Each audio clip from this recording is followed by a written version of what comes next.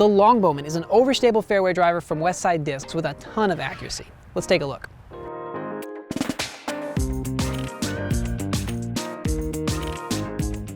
So we'll start with the feel of the Longbowman. Its rim is not quite as wide as some of the other 9-speeds I've thrown. It's not quite as wide as an Audi, but it's about the same as a Sampo, so it maybe has the rim of an 8-speed, but it definitely flies fast like a 9-speed does.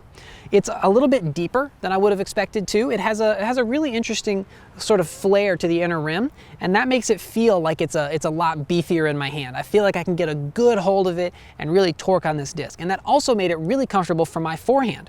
I was really able to get a good grip on it and a nice clean release out of that forehand throw. My Longbowman here is in the tournament plastic. The tournament plastic is very grippy and fairly durable, and discs in the tournament plastic tend to be a little bit straighter than the same disc in the VIP plastic. This one's only 171 grams. I usually try to throw towards max weight, but this one was nice and overstable.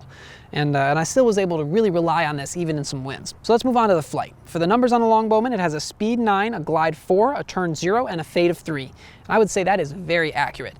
The 9-speed describes maybe not how the rim feels, but definitely how fast the disc flies out of your hand.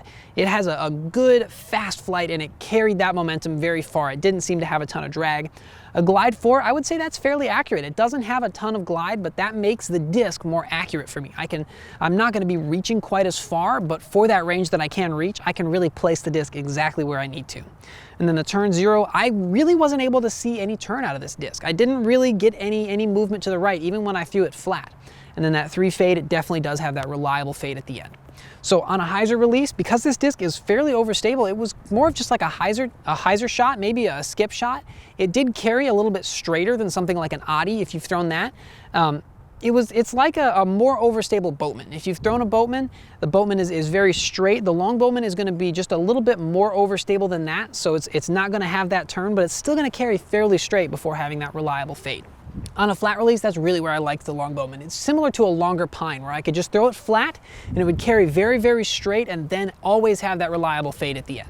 And that's a great thing to have. I don't have to worry if I turn the disc over that it's gonna go too far to the right. I know that it's gonna fight out and it's gonna have that reliable fade back.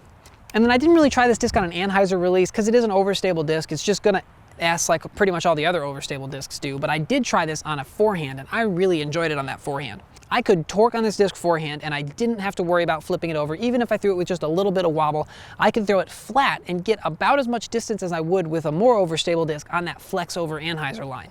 I know that flex line can be a little bit unreliable in the wind or if you have to craft a straight shot, so it was really nice to have this Longbowman that I could throw flat and get that same distance with just a flat shot and then that reliable fade. So that's what I think about the Longbowman. Let me know what you think about the Longbowman in the comments down below. Let me know if you've thrown one, what shots you throw it for, and what plastic you like it in, and I'm actually gonna give away this tournament Longbowman to my favorite comment down below.